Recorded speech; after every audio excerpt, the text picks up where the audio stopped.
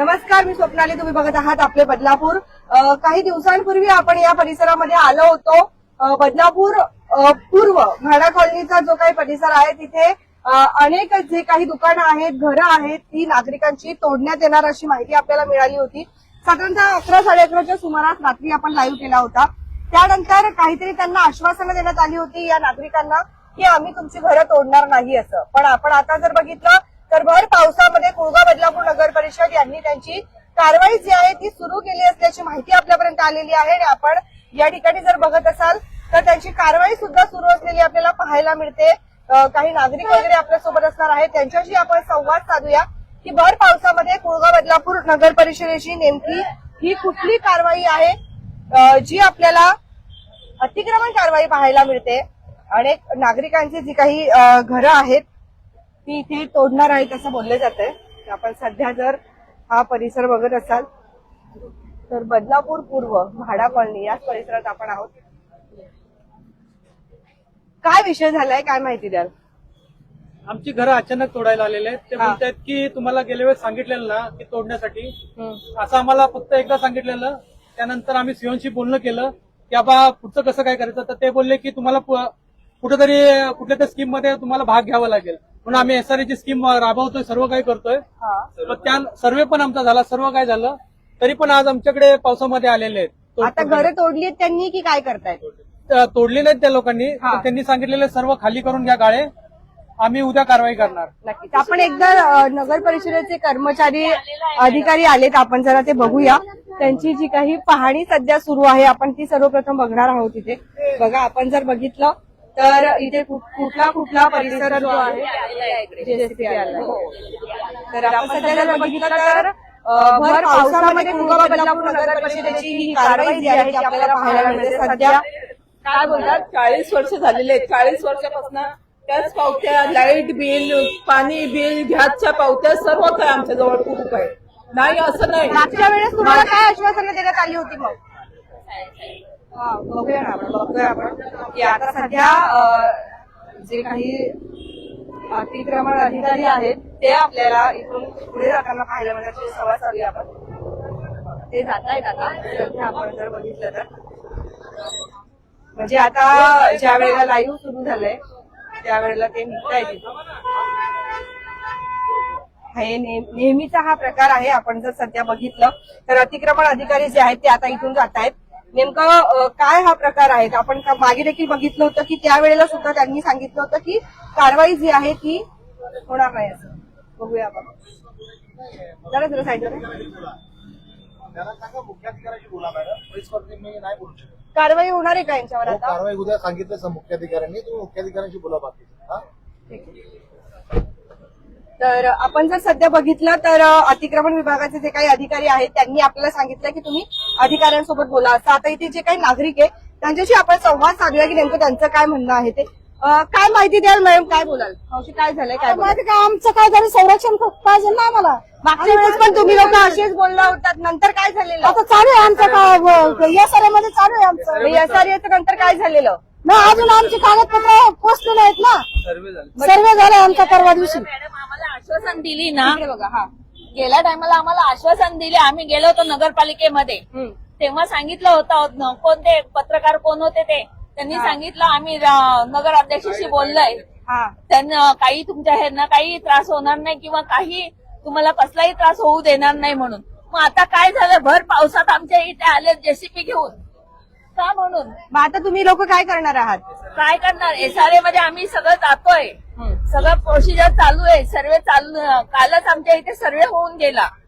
मग आता आज जर ते लगेच येऊन तोडणार असतील तुमची घरं तर उद्यापासून तुम्ही काय मॅडम करणार हे बघा, हा जो आपटेवडी नाका आहे हा. त्याच्या आजूबाजूला पण सगळे अनधिकृत दुकान आहेत. म्हणजे 1990, 80 ते 2000 पासूनचे.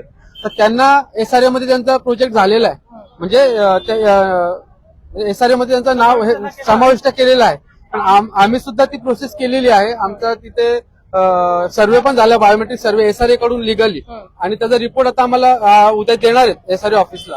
तर आमची प्रोसेस चालू असताना आम्हाला 1-2 महिने इथे जर राहून दिलं तर आम्ही एसआरए मध्ये जायला तयार आहेत. आणि आमचं सीओ साहेबांशी त्या बाबतीत बोलणे पण झालं की आम्हाला जर एसआरए मध्ये शिफ्टिंग करत असेल तर आम्ही स्वतःहून आमची जागा खाली करून देणार. मागे काय बोलणं झालं होतं तुमचं? आमचं तेच बोलणं झालं, आम्हाला एसआरए मध्ये जायचं आहे, एसआरए प्रोजेक्ट मध्ये, तर त्यासाठीच आमची प्रोसेस सर्व चालू आहे. त्याला 2 महिन्याचा कालावधी लागणार आहे. मग त्यांनी तुम्हाला तेव्हा सांगितलं होतं की नव्हतं सांगितलं की घरं तोडणार आहेत किंवा तेव्हा काय साहेब करणार बोलले पावसात कुठली कारवाई होणार नाही, तुमची प्रोसेस करून घ्या आणि आम्ही कुठली कारवाई करणार नाही पावसाळ्यामध्ये, असं आम्हाला आहे? सांगितलं. मग आता पावसात कारवाई होते का? हो, आता जेसीबी आलेले पण आम्ही सगळे लोक जमा झाल्यामुळे त्यांनी ती कारवाई सध्या थांबवली. पण ते बोलले की आज सगळं सामान काढून घ्या, उद्या आम्ही दुपारी तोडाले, असं त्यांनी सांगितलं. बरं राहणार आहेत ते काय करणार मला सांगा. तुम्ही जे राहणारे आहेत ते काय भर पावसामध्ये राहणार का? मग आता तुम्ही त्यांना कॉन्टॅक्ट केला का? मुख्याधिकाऱ्यांना किंवा कोणाला कॉन्टॅक्ट केला का? उचलतच नाही कोणी, हं? उचलतच नाही, कोणच कोण उचलत नाही.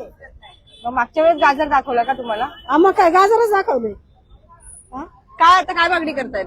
आमची हीच मागणी आहे, जर आम्हाला खरोखर तुम्ही इथं हटवत असाल तर आमचं पुनर्वसन करा, मगच तुम्ही आम्हाला इथून हटवा, व्यतिरिक्त आम्हाला हटवू नये. पण तुम्ही मागच्या वेळेस पण असंच बोलला होतात सगळेजण की आम्ही हे करणार ते करणार, पण नंतर परत तुम्ही लोकांनी माघार घेतली, त्यामुळे असं झालंय का? नाही, आम्ही वाटतं का? माघार घेतली नाही. माघार घेतली नाही आम्ही. आम्हाला सांगितलं गेलं की ठीक आहे, बोलले तुम्ही तिथंच राहा, तुम्ही कुठल्या तर प्रोजेक्ट मध्ये जावा. पण त्या हिशोबाने आम्ही एसआरए मध्ये आम्ही सर्व विलीन होत होतो. एसआरएचं कामकाज पण चालू केलं. एसआरएचं कामाला वेळ लागतो, मग तुम्ही त्यांच्याकडनं कालावधी मागितला त्यांना होता आम्ही का? कालावधी पण मागितला, बाबा एसआरएचं असं असं आहे, तर ते बोलले ठीक आहे, तुम्ही त्या प्रोजेक्ट मध्ये तुम्ही विलीन व्हा, मग आम्ही बाकीचं बघू बोलले. असं सर्व काही त्यांना सांगून ते लोक आज परत आलेले आमच्याकडे तोडायला. एसआरए मध्ये विलीन होण्यापर्यंत तुमची घरं तोडणार नाही अशी काही आश्वासन दिली होती हो, का? सांगितलेलं त्याने, ठीक आहे बोलले, त्यामध्ये तुम्ही जावा बोललेले ते. मग आता काय कराल? आता काय करायचं तेच आता सर्वांना विचार पडलेला आहे. आपण जर गर्दी इथे बघत असाल तर आपल्याला अनेक नागरिक जे आहेत, अनेक रहिवासी जे आहेत ते आपल्याला आलेले पाहायला मिळत आहेत. आणि सध्या इथे म्हाडा कॉलनीमध्ये आपण आलेलो आहोत आणि याच ठिकाणी अनेक महिला देखील आहेत ज्यांनी मागे देखील 11-11:30 वाजेच्या सुमारास त्यांना कुठेतरी त्यावेळेस सुद्धा रात्रीच्या सुमारास आले होते कारवाई करण्यासाठी, आणि आता सुद्धा भर पाऊस पडतोय आणि पावसामध्ये कारवाईसाठी आलेले आहेत. काय मागणी करताय प्रशासनाला? आता आमचं काय मागण्याचं पूर्णवसन करा, बस. आमचं पुनर्वसन करा आणि जे तुम्हाला करायचं आहे ते करा, पण आम्हाला जोपर्यंत घर दुकानं देत नाही तोपर्यंत आम्हाला इथून हटवू नका. मागच्या वेळेस तुम्हाला ज्या वेळेला आश्वासन दिली कोण कोण होतं त्यावेळेला तिथे? तेव्हा ते तायडे म्हणून होता, आणि त्यांनी सांगितलं की आम्ही नगराध्यक्षाशी बोललोय, नगराध्यक्षांनी सांगितलंय की तुमच्या घराला कोणतीही इजा पोहोचवणार नाही. तुम्ही नगराध्यक्ष मॅडमशी स्वतः बोललात का सगळेजण? नाही, आम्ही तुमच्यापैकी कोणी मॅडमशी आम्ही बोललात त्यांनाच का? भेटायला गेलो होतो, सीओ साहेबांना आणि यांना. तर त्याची माझ्याकडे व्हिडिओ सुद्धा आहे. ती तायडे साहेब स्वतः आले आणि ते बोलले की आमच्या नगर अध्यक्षाशी मॅडमशी आणि सीओ साहेबांशी बोलणं झालं आहे, तर त्याच्या म्हणण्याप्रमाणे तुम्हाला कुठल्या प्रकारचं आम्ही तोडकाम करणार नाही, असं त्यांनी आम्हाला आश्वासन दिलं. त्याचे व्हिडिओ सुद्धा आपल्याकडे आहे. मग तुम्ही त्यांना आता फोन केला, कॉल केला, काय झालं? नाही, त्याचा फोन नाही. त्यांनी बऱ्याचशा त्यांनी फोन केला पण त्यांनी उचलला नाही. उचलला नाही. हा, आता काय मागणी करत आहात? आमचं तेच आहे, आम्हाला एसआरए मध्ये समाविष्ट करून घ्यावे. बाकी आम्हाला एसआरए मध्ये आमचा मोबदला दिला, कारण आम्ही 30 ते 40 वर्ष लोक इथं राहतात. आम्हाला आमचा एकदा मोबदला दिल्यानंतर कुशाल तोडा, आम्हाला काही त्याच्याबद्दल कुठपर्यंत हरकत नाही. प्रक्रिया आलेली आहे एसआरएची? एसआरएची प्रक्रिया म्हणजे आम्ही डॉक्युमेंटेशन केलेलं आहे, आमचे पेपर जमा केलेले आहेत आणि एसआरए कडून लिगली बायोमेट्रिक सर्व्हे सुद्धा झालेला आहे. परवा सर्व्हे झालेला आहे आणि आज त्यांचं पूर्ण नक्कीच.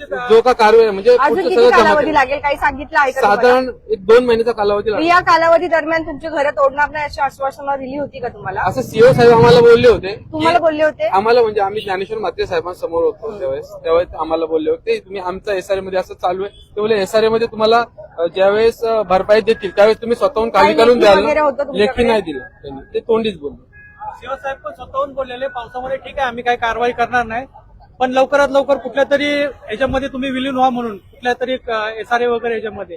त्यामुळेच आम्ही पुढे पुढे प्रोसिजर करत होतो, पण आता ते काहीच नाहीये. आता ते साहेब पण येणार होते, आता सीओ साहेब पण अजून आलेले नाहीयेत.